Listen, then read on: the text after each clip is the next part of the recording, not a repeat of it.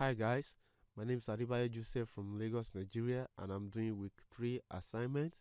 I will be demonstrating the configuration of a submix in my DAW for Coursera Introduction to Music and Production.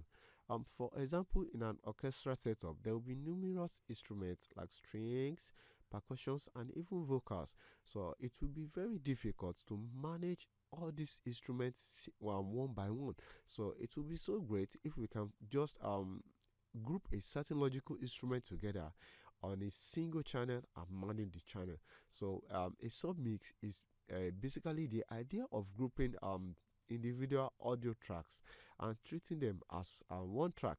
And the reason for doing so is to gain more control over the track, like setting things like volume, panning, and effects configuration in the same way across all tracks. So in the case of effects, don't forget it also helps your CPU performance, since you are running one effect for your group of track instead of many effects for each of the tracks. So for this assignment, I will be using Cubase 5.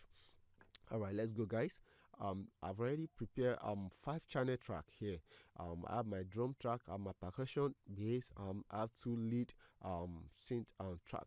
So what I want to do next is to create a group track for them. I can right click here and say that add a group channel track, or I'll click on project, add a track, and add a group channel track.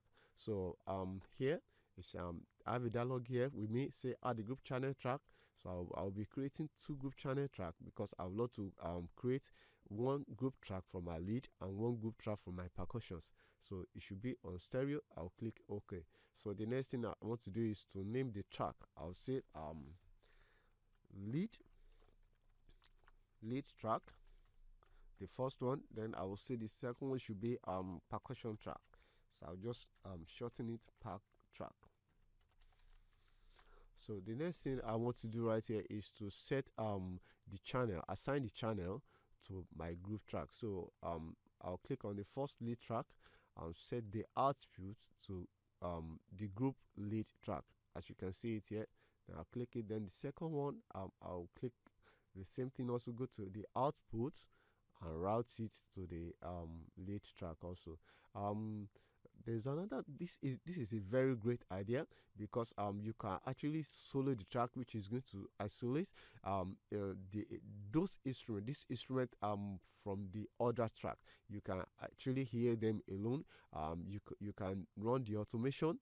You can record or write the automation. You can mute it.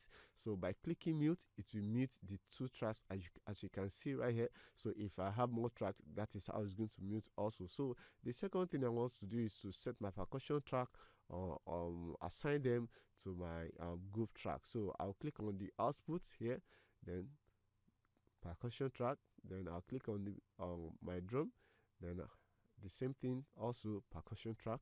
So that is just the way it is. So if I click on the mute here, then it will show. So likewise, if I click on the solo, it will show. So I can read and write the automation also. So I can add effects.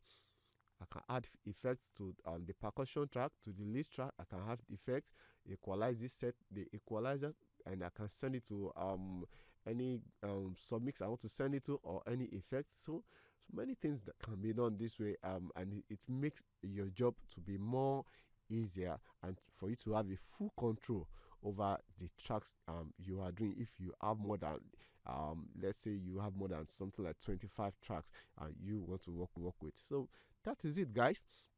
I've worked out on this, and I would love to know if I got everything right. Is there anything I missed, or could have explained better? So you guys should just check it out for me, and thank you for reading and criticizing. Thank you. That's all.